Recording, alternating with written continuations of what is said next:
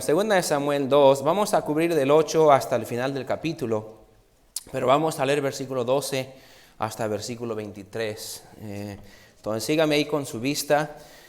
Aquí tenemos el ejército de Saúl. Saúl ya se murió, pero el ejército de él quiere seguir fiel a él y que su familia siga como rey de Israel. Dios ya ungió a David. David ya ha sido ungido como rey sobre Judá, la tribu de Judá. Entonces ahora va a haber un conflicto entre los seguidores de Saúl y los seguidores de David. ¿Okay? Abner es el capitán de los hombres que están siguiendo la familia de Saúl y Joab es el capitán del ejército de David. ¿Okay? Entonces vamos a explicar un poquito más, pero aún antes de leer eso le va a ayudar. Entonces versículo 12 dice: Abner, hijo de Ner, salió de Mahanaim a Gabaón con los siervos de Isboset, hijo de Saúl. Y Joab, hijo de Sarbia, y los siervos de David salieron y los encontraron junto al estanque de Gabaón. Y se pararon los unos a un lado del estanque y los otros al otro lado. Y dijo Abner a Joab: levántense ahora los jóvenes y maniobren delante de nosotros. Y Joab respondió: levántense. Entonces se levantaron y pasaron en número igual 12 de Benjamín, por parte de Isboset, hijo de Saúl, y 12 de los siervos de David. Y cada uno echó mano de la cabeza de su adversario, y metió su espada en el costado de su adversario, y cayeron a una, por lo que fue llamado aquel lugar el Cat Asurim, el cual está en Gabaón. La batalla fue reñida aquel día, y Abner y los hombres de Israel fueron vencidos por los siervos de David. Estaban ahí los tres hijos de Sarbia, Joab, Abisaí y Asael. Este Asael era ligero de pies como una gacela del campo. Y siguió Asael tras Abner sin apartarse ni a derecha ni a izquierda. Y miró atrás a Abner y dijo: ¿no eres tú Asael? Y él respondió: sí. Entonces Abner dijo: apártate a la derecha o a la izquierda y echa mano de alguno de los hombres y toma para ti sus despojos. Pero Asael no quiso apartarse de en pos de él. Y Abner volvió a decir a Asael: apártate de en pos de mí. Deja de seguirme, le dice. ¿Por qué he de herirte hasta derribarte? ¿Cómo levantaría yo entonces mi rostro delante de Joab, tu hermano? Y no queriendo él irse, lo hirió Abner con el regatón de la lanza por la quinta costilla, y le salió la lanza por la espalda, y cayó ahí, y murió en aquel mismo sitio. Y todos los que venían por aquel lugar donde Asael había caído y estaba muerto, se detenían. Vamos a parar ahí. Vamos a ver este tema esta noche, una determinación fatal. Una determinación fatal. Vamos a orar y ver el pasaje. Gracias, Señor, por el tiempo que nos da esta noche. Gracias por el buen día que hemos tenido, buen servicio que nos dio esta mañana, buen grupo de gente, buen grupo de visitantes, buen espíritu, buen tiempo esta noche. Y gracias, Señor, que podemos estar otra vez aquí juntos, podemos saludarnos en amor y cariño, hermanos y hermanas en Cristo, y podemos estar juntos. Gracias por lo que tenemos en Cristo y las bendiciones que Dios nos da diariamente, de las cuales una es tener esta iglesia y esta familia que tenemos. Pido que nos ayude ahora a examinar cada uno nuestra propia vida, a permitir que este pasaje sea de ejemplo y de ayuda y de desafío para nosotros. Háblenos como solamente usted puede, ayúdenos a escuchar. En nombre de Jesús se lo pedimos. Amén. Pueden sentarse.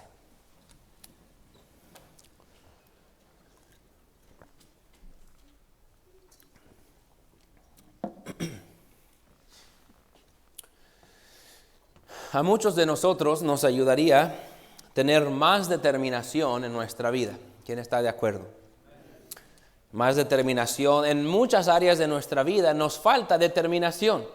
Si tuviéramos más determinación, pudiéramos ser más exitosos, pudiéramos llegar a más de nuestras metas, pudiéramos lograr más cosas de las que queremos lograr. Ahora, la definición de determinación es esto: firmeza de propósito o la cualidad de ser resoluto o de tener resolución, estar resuelto o determinado, tener osadía, tener valor o tener atrevimiento. El deseo de cumplir algo a todo costo. Muchas veces, especialmente empezando el año como ahora lo hicimos, nos determinamos que este año va a ser el año que algo va a ser mejor, ¿verdad que sí? Y normalmente duramos un ratillo, a veces quizás alguien lo logra, pero muchos nos ayudaría a tener más determinación, quizás más determinación con nuestra dieta. ¿Cuántos ya fallaron la dieta del año nuevo? Okay. ¿Was that you, Jorge? Okay. Gracias por ser honesto, Jorge. Quizás algunos estudiantes podrían ser, les ayudaría a estar más determinados con sus grados y no caer atrás con su tarea, con sus reportes. No tener el estrés. Quizás hermanas más determinadas con las tareas de la casa, con las tareas que tiene que hacer para no sentirse atrasada o siempre que le está cayendo el peso. ¿Cuántos no nos gustaría estar más determinados con nuestro presupuesto? Tener más determinación en dónde gastamos el dinero y cuánto gastamos aquí y cuánto gastamos allá. Nos ayudaría a tener más determinación con nuestro horario. ¿Qué hacemos con nuestro tiempo? Y hacer un presupuesto de nuestro tiempo y estar más determinado en que todos los días voy a leer mi Biblia. Si no la leo en la mañana, pues en la noche, antes de acostarme, voy a leer mi Biblia. O nos haría bien tener más determinación en nuestro compromiso con Dios, en nuestro ministerio, en nuestro servicio, que estemos determinados que a todo costo yo voy a cumplir mi responsabilidad, a todo costo voy a ser fiel a Dios, a todo costo voy a tratar de vivir una vida santa, a todo costo voy a tratar de pensar en otros antes que en mí. La determinación es algo que nos podría ayudar en gran manera. Pero también hay muchas veces que estamos determinados con ciertas ideas, planes, que no son buenas. Muchas veces la determinación que sí tenemos es en estar determinado a hacer ciertas cosas en las cuales Dios no nos está dirigiendo. Tenemos sueños, planes, ideas, a veces pueden ser doctrinas, creencias. Tenemos algún deseo, tenemos algún gusto, tenemos algún plan. Y estamos determinados a lograr ese plan y en ese momento la determinación, en vez de ser algo positivo, en vez de ser algo que añade o que enriquece nuestra vida, la determinación, así como puede ser algo que nos ayuda con la dieta o con los grados o con el servicio a Dios o con el caminar con Dios, también muchas veces somos determinados, o voy a usar como sinónimo esta noche la palabra aferrados, a nuestros planes, aferrados a nuestros pensamientos, aferrados a que nosotros estamos en lo correcto. Y muchas veces en lo que debemos estar determinados somos inconstantes y en lo que debemos estar abiertos estamos aferrados. Muchas veces estamos al revés, inconstante con lo que debemos estar determinado y aferrado a lo que debemos de estar abierto a reconsiderar. En este pasaje tenemos un hombre que se aferró y le fue mal. Ahora le explico un poquito el contexto. Si se acuerdan, al principio de capítulo 2, Dios le dijo a David que descendiera a Hebrón y ahí los hombres de Hebrón lo pronunciaron como rey sobre Judá. Que la nación de Israel tiene 12 tribus y a él lo escogieron o lo ungieron como rey solamente sobre la tribu de Judá. Entonces es lo que Dios había planeado y es lo que Dios había querido. Mientras tanto, Abner, el capitán del ejército de Saúl, recuerden que cuando Saúl murió a mano de los filisteos que tomaron algunos pueblos de Israel. Entonces por los primeros 5 años, mientras David está en Judá y está reinando sobre esta tribu, Abner y el ejército de Saúl está peleando contra los filisteos y está tratando de reconquistar terreno que los filisteos le quitaron. Entonces por 5 años, mientras David está reinando en la tribu de Judá, Abner y el ejército de Saúl andan peleando con los filisteos y nadie se preocupa por David. Pero después de 5 años y medio aproximadamente, el ejército de Abner, que eran los seguidores de Saúl, tiene victoria sobre los filisteos, y ahora que ellos han recuperado el trono y el terreno, ellos ahora, Abner establece a Isboset como rey de Israel. Que Isboset era un hombre de 40 años, era un hijo de Saúl, y Abner dice, bueno, Saúl era nuestro rey, le toca que uno de sus hijos ahora sea nuestro rey, y nos dice eso en versículo 8 al 11 de aquí de capítulo 2, que establecieron a Isboset como rey y lo llevaron a las diferentes tribus y lo pronunciaron como rey sobre 11 tribus de Israel. Entonces, por un periodo de 2 años, Israel tiene 2 reyes. Isboset, el hijo de Saúl, es el rey de 11 tribus. Él es el seguidor o el que tiene derechos al trono en cuanto a humanamente hablando, porque era hijo de Saúl. Pero se acuerdan que Dios le había quitado el trono a la familia de Saúl años atrás. Y Dios le había dado el trono a David. Entonces David es el rey de Judá, una tribu, y Isboset es el rey de 11 tribus. Y nos dice ahí en los versículos, no vamos a ir a leerlo, pero en versículo 10 y en versículo 11 nos dice que Isboset reinó por 2 años sobre Israel y David reinó por 7 años y medio sobre Judá. Eso es porque David reinó por 5 años y medio mientras Abner y el ejército de Saúl andaban peleando con los filisteos. ¿Sí me están siguiendo? Es importante que agarren eso para saber un poquito de la historia. Entonces David estuvo 7 años y medio aún después de la muerte de Saúl. ¿Quién sabe cuánto tiempo esperó después que Samuel lo ungió para que Saúl se muriera? Pero aún después de la muerte de Saúl, no es como que Saúl se murió y ¡pum! David entró a ser rey. Por 7 años y medio él tuvo que esperar. Entonces los seguidores de Saúl ahora miran a David como un rebelde. Y si Isboset ya está reinando sobre 11 tribus, pues ¿qué nos falta tener uno más? Entonces Abner, el líder del ejército de los seguidores de Saúl, de Isboset, se acampan en batalla contra Joab, el ejército de David. Entonces ahí llegan al estanque de Gabaón, donde nos dio los detalles, y sale Abner y dice esto: vamos a pelear con paladines, así como peleó David y Goliat. ¿Se acuerdan? El estilo de los filisteos. Vamos a pelear uno contra uno y el que gane, pues el ejército ganó. Pero en este caso dice, vamos a usar 12 hombres. Entonces Abner dice a Joab, yo voy a presentar a 12 hombres jóvenes que maniobren la espada, y tú vas a presentar a 12 hombres jóvenes que maniobren la espada, y el que se quede con los más vivos, pues ese ejército gana. Porque somos hermanos, no vamos a ponernos a pelear todos. Entonces 12 hombres del ejército de David van a pelear contra 12 hombres del ejército de Isboset, y pues el que gane, pues gana. El único problema es que salen los 12 contra los 12, y nos dice, ahí lo leímos, que todos se metieron las espadas al mismo tiempo y se murieron los 24. No sé cómo estuvo, pero salieron todos. Y dice que cada uno se asedió de su hermano y que cada uno le metió la espada y todos cayeron muertos. Entonces no hubo ganador. Entonces como no hubo ganador, se pusieron a pelear todos los ejércitos el uno contra el otro. Y el ejército de David empezó a ganar. Empezó a tener la victoria. Nos dice al final del capítulo que el ejército de Abner perdió 360 hombres y el ejército de David solo perdió 20. Entonces el ejército de David obtiene la victoria.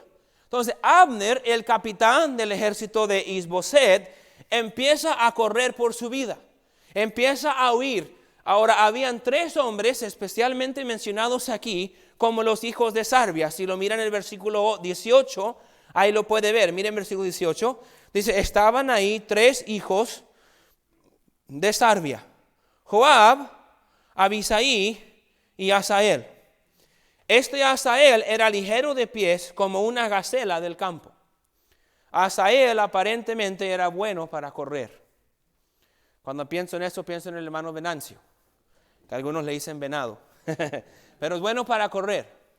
Ahora, ellos, hijos de Sarvia era la hermana de David. Entonces, Joab, Abisai y Asael, si eran hijos de la hermana de David, ¿eran qué de David? Sobrinos, ¿ves? Si están despiertos algunos. Eran los 3 sobrinos de David. Ahora, Abisai y Joab, vamos a seguir viendo ellos el resto de segunda de Samuel. Vamos a ver que Joab es un hombre muy violento. Joab va a matar a Abner más adelante en venganza por lo que pasa aquí. Joab va a matar a Absalón, el hijo de David, cuando David dijo que nadie lo tocara. Son hombres valientes, pero son hombres violentos. Son hombres que en ciertos tiempos, muy probable, si David hubiera tratado un poquito más con ellos, no hubieran hecho las cosas que hicieron. Pero Asael, el que era ligero como gacela, ve a Abner corriendo y dice, yo lo voy a alcanzar. Y se va corriendo tras él. Ahora no sabemos cómo sucede, pero mientras van corriendo, aparentemente estaban en mejor condición que nosotros, porque mientras van corriendo con toda la armadura, van llevando una conversación. Una cosa es correr, otra cosa es correr y hablar al mismo tiempo. Aunque no están de humor esta noche, pero bueno. Están corriendo y Abner mira para atrás y dice, oye, ¿no eres tú Asael? Yo te conozco. Ahora, Abner y Joab habían servido juntos en el ejército de Saúl. Abner y Joab habían sido compañeros. Abner y Joab eran como amigos. Entonces, aunque ahora se encuentran del otro lado del ejército, Abner no quiere matar a Joab. Abner no quiere matar al hermano de Joab. Entonces Abner dice, hey, deja de perseguirme. Ve a buscar a otro de mi ejército. Agarra sus despojos, agarra todo lo que quieres, pero ya no me sigas porque te va a ir mal. Y Asael dice, no, que me va a ir mal, yo te voy a seguir. Entonces Abner se da vuelta otra vez y dice, mira, yo no quiero tener que matarte, tú eres Asael, eres hermano de Joab, ¿cómo le voy a dar la cara a Joab si yo mato a mi hermano? Deja de seguirme. Le insiste que lo deje de seguir. Pero Asael no deja de seguir. Entonces miren versículos 22 y 23, porque ahí lo quiero leer lo que dice. Y Abner volvió a decir a Asael, apártate de en pos de mí, ¿por qué he de herirte hasta derribarte? Dice, no te quiero herir hasta que te muera, deja de seguirme. Dice, ¿cómo levantaría yo entonces mi rostro delante de Joab tu hermano? Y no queriendo él irse, este es Asael, lo hirió Abner con el regatón de la lanza por la quinta costilla y le salió la lanza por la espada y cayó ahí y murió en aquel mismo sitio. Y todos los que venían por aquel lugar donde Asael había caído y estaba muerto, se detenían. Entonces Asael sigue y Abner dice, no me sigas, Asael sigue. Abner dice, no me sigas, Asael sigue. Y por fin Abner dando vuelta, teniendo que hacerlo por la quinta costilla que hubiera entrado por el corazón y salido por la espalda, mata a Asael. Ahora la historia sigue y Joab, Abisai y el resto del ejército de David alcanzan a Abner y lo tienen encerrado. Y Abner dice, mira, ¿hasta cuándo vamos a seguir peleando? Ya dejemos esto. Y Joab y Abisai frenan su venganza en coraje de que su hermano está muerto, por no querer derramar más sangre de judío contra judío. Aquí en el capítulo 2 termina la batalla, dejan que Abner y sus hombres salgan caminando y se acaba temporalmente la batalla entre los hombres de David y los hombres de Saúl. Nos dice ahí donde se mueren 360 de los hombres de Isboset en versículo 31 y en versículo 30 nos dice que murieron solamente 20 de los hombres de David. Entonces los hombres de David tienen la victoria, pero Asael cae muerto. Asael fue advertido, fue rogado que dejara de seguirlo. Ahora no nos da el lujo aquí de saber la razón por la cual Asael estaba determinado o aferrado a matar a Abner. No nos dice. Quizás estaba motivado por el deseo de ser el héroe. Quizás quería ser el que había matado a este. Quizás tenía intenciones genuinas. Si él verdaderamente pensó, si alguien no mata a Abner, él va a seguir dando problemas, y en defensa a mi pueblo y en defensa a mi rey y a mi tío, yo tengo que matar a Abner. No sabemos la razón porque él sintió la necesidad de ir solo a pelear contra Abner, sabiendo que Abner era un hombre de guerra, era un hombre valiente, era un hombre que obviamente pudo más que él, pero él estaba determinado a hacerlo. Quizás tenía coraje contra Abner por lo que él había hecho y porque él estaba peleando contra su pueblo. No nos da el lujo de saber la razón, pero una cosa vemos obvio: Asael estaba determinado a matar o a seguir a Abner. Abner le dio advertencias y no escuchó. Le dio otra y no escuchó. Al final, Asael se acaba muriendo y es conocido como un hombre que se muere por no escuchar la advertencia y por tener una determinación fatal. Se determinó a todo costo. ¿Cuántos hemos sido culpables a través del tiempo de ignorar advertencias y luego pagamos el precio? Hace mucho tiempo les conté, pero mi primer trabajo era en Big Giant Warehouse. Aquí en la iglesia americana había un hombre que se llamaba Don Fox. Era dueño del Big Giant Warehouse. Ahí vendían comida que si se choca una traila de Walmart, un camión que lleva latas y las latas andan rodando en el freeway y todas las latas quedan chuecas, las vendían ahí y las vendían mucho más barata. Si había carne que estaba a 2 o 3 días de vencerse, se las vendían y ahí las vendían. Aún algunas se vendían que ya estaban vencidas, pero como se habían estado congeladas antes de la fecha de vencimiento, ahí se vendían. Entonces, mi primer trabajo fue ahí a $6.25 la hora. Yo estaba orgulloso de mis $6.25 la hora. Fue en el 2001, empecé ahí.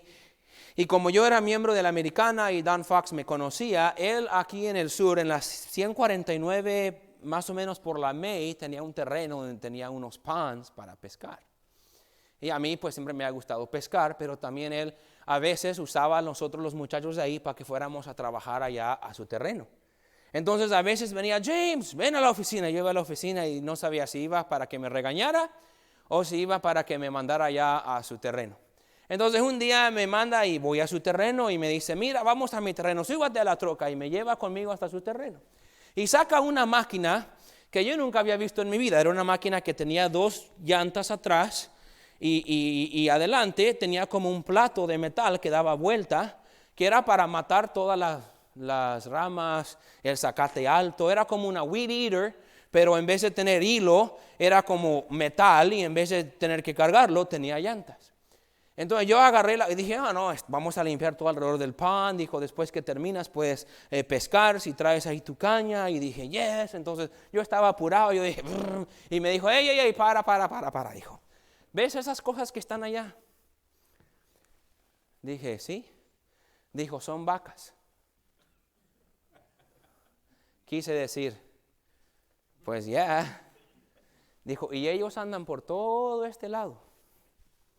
Así que ten cuidado de ir así recio, porque puedes atropellar algo que hace un rato dejó una vaca. Estoy tratando de ser sensitivo a que algunos, ¿sí? Entonces yo dije: ok. Y yo le seguí con todo. Yo quería acabar rápido y trabajar fuerte. Y de repente voy así y escucho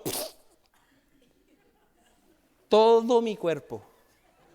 Cara, ropa, lleno de lo que habían dejado esos animales. Ni me acuerdo qué hice para volver otra vez al warehouse, ni me acuerdo si, no sé, creo que desde que pasó ese momento se me borró el resto del día. Pero me acuerdo que me llené, y me acuerdo primero mirando a ver si alguien me vio, porque es lo primero que hacemos cuando algo vergonzoso nos pasa. Y me acuerdo pensando: qué tonto. Él me dijo que tuviera cuidado, y yo en mi confianza, determinado a ir rápido y que todo iba a estar bien, dije: asqueroso. Es peor cuando pasa en áreas aún más severas de la vida. Cuando alguien que nos quiere y alguien que tiene experiencia y alguien que ha vivido cosas que no hemos vivido, o quizás Dios o el Espíritu Santo o la misma palabra de Dios nos advierte de algo de lo cual nosotros estamos determinados que es mejor. Y estamos determinados que esto es lo que necesito. Y estamos aferrados que esto es lo que voy a hacer. Y estamos aferrados que esto es así. Y que esto es lo que yo necesito. Y que esto va a ser lo mejor para mí. Y ellos no me conocen. Y Dios no sabe. Y ellos no entienden mi situación. Y nos aferramos a algo. Y nos advierten. Y nos advierten. Y nos advierten. Y por fin, por nuestra propia determinación,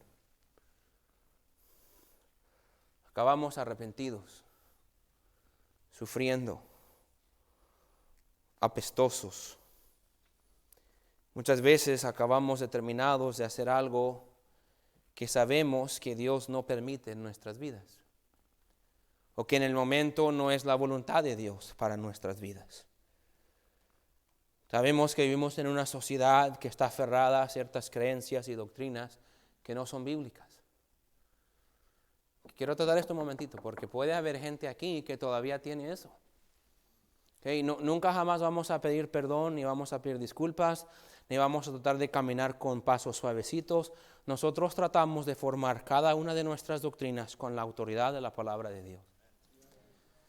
No nos interesa lo que está haciendo Chano, no nos interesa lo que está haciendo Life Church, no nos interesa lo que está saliendo en la tele, no nos interesa lo que otros están diciendo. A nosotros nos interesa tratar a lo más que podemos de estudiar este libro y conocer lo que Dios quiere para un creyente neotestamentario, para una iglesia neotestamentaria, y lo que honra y glorifica a Dios, eso queremos creer y eso queremos practicar.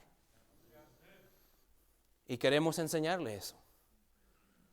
Pero quizás usted, bueno, pues yo pienso, pastor, bueno, es que yo tuve un pastor una vez que siempre decía. Ahora, en ciertas áreas tenemos flexibilidad de tener diferentes ideas y pensamientos.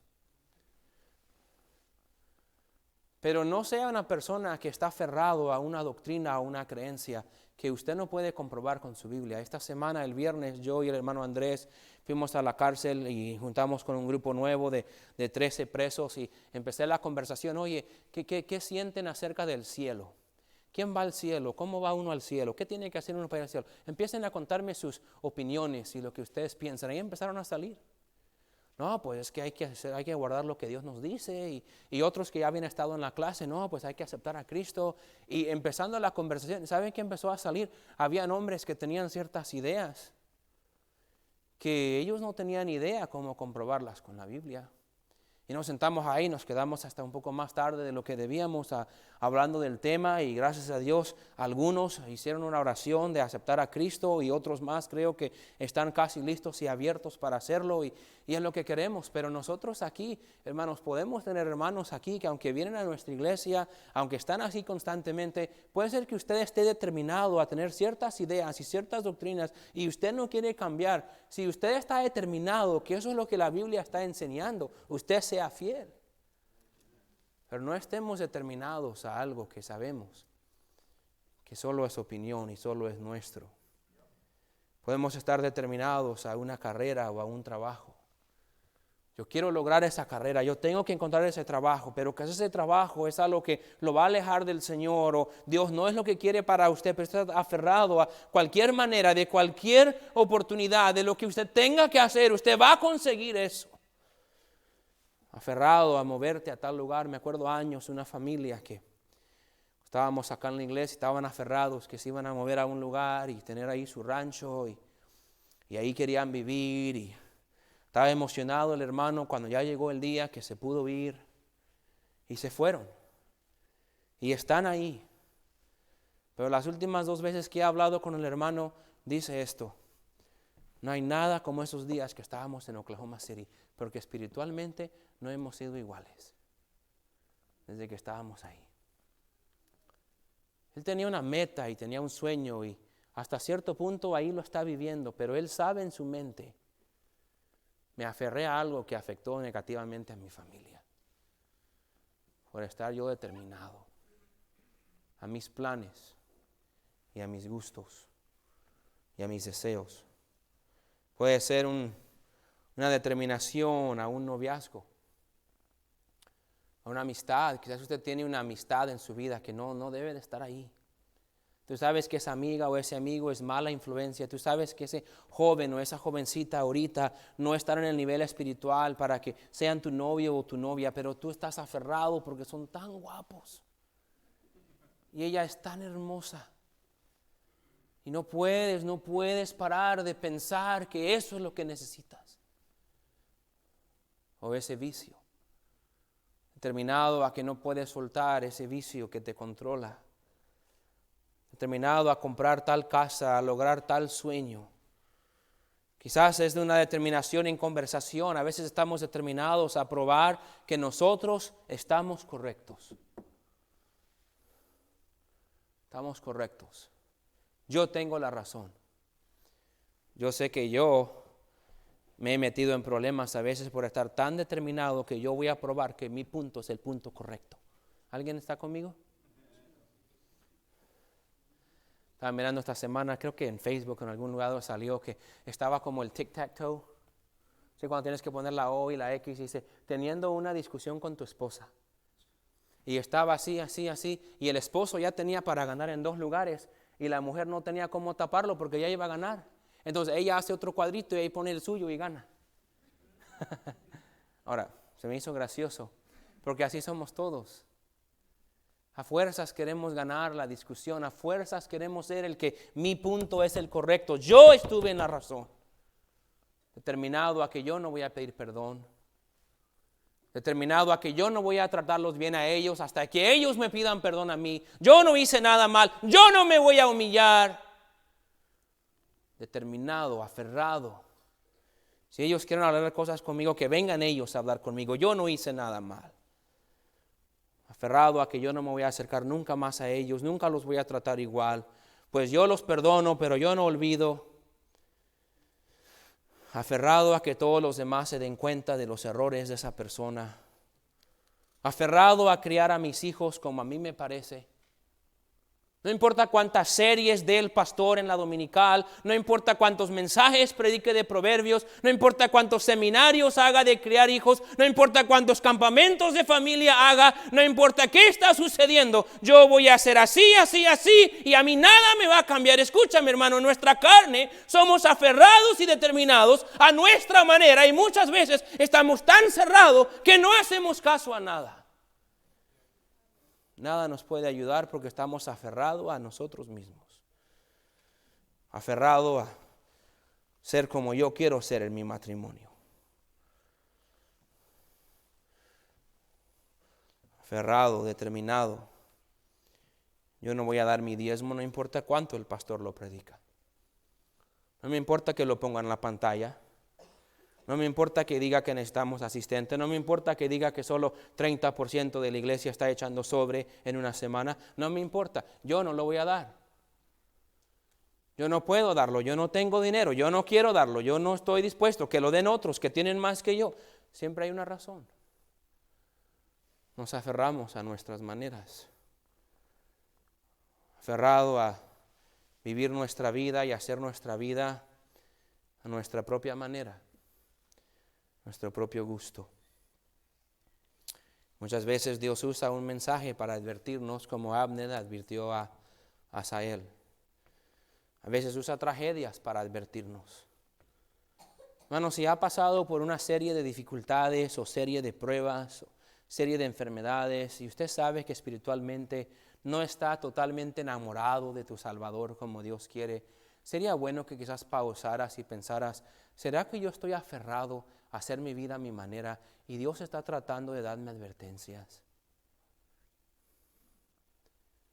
Porque muchas veces, aunque Dios nos advierta y qué casualidad que un hermano que ni siquiera me conoce sacó cierto tema, y qué casualidad que el pastor justo predicó de eso en la serie que él estaba, y qué casualidad que Dios permitió esto y esto en mi vida, y yo creo que Dios está tratando de, no justifiques todo lo que está pasando en tu vida. Quizás Dios está tratando de decirte, ya suéltalo. Ya suéltalo. Ya no seas tú el que tienes que tener todo a tu manera y a tu gusto. Ya ríndete. Quizás te quite el trabajo. Quizás haga otras cosas para divertirte. Hermanos, terminamos aquí. ¿Hubieron personas en la Biblia que estaban determinados a su plan o a su sueño? ¿Pueden pensar en alguien?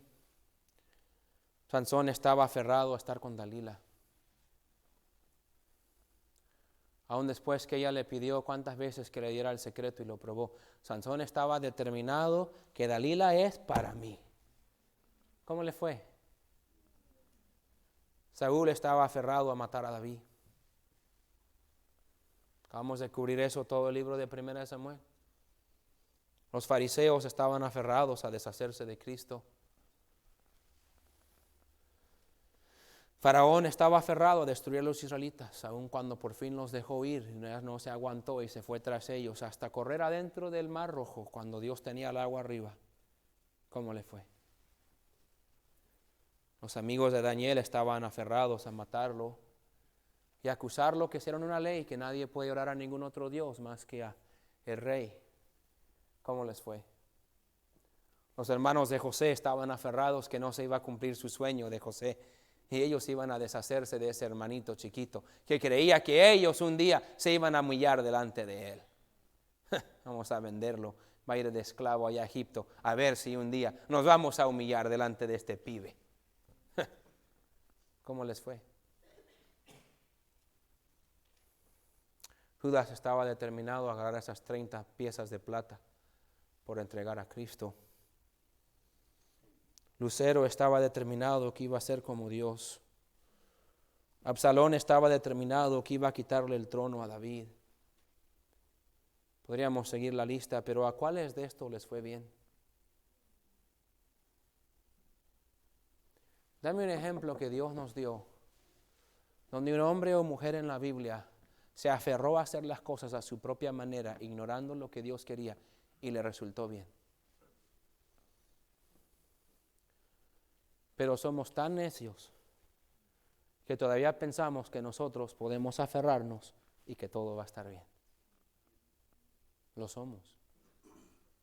Entonces te pregunto esta noche esto. ¿De qué te estás agarrando? ¿A qué estás determinado a seguir y a luchar y a avanzar y a conquistar? ¿Qué? No sé qué es. Quizás es algo donde Dios te está hablando y no lo quieres soltar. Quizás es algo donde Dios te está guiando a que hagas una decisión y no la quieres tomar. Quizás es una actitud que no quieres soltar. Quizás es una relación que no quieres arreglar. Quizás es un pecado que no quieres dejar. Pero vemos a Asael morir por una determinación fatal de que él estaba determinado. No tenía por qué ir por Abner. Todo el ejército venía detrás de él. Podía simplemente esperar. Podían atraparlo, podían agarrarlo esclavo, algo podían hacer. Pero él en su determinación perdió su vida. Determinación es bueno cuando es para lo que es correcto y lo que Dios quiere. Determinación es peligroso cuando es por lo nuestro y por la maña y por el sueño y por el pecado. Que Dios nos ayude a evaluarnos y a tomar decisiones. Vamos a ponernos de pie.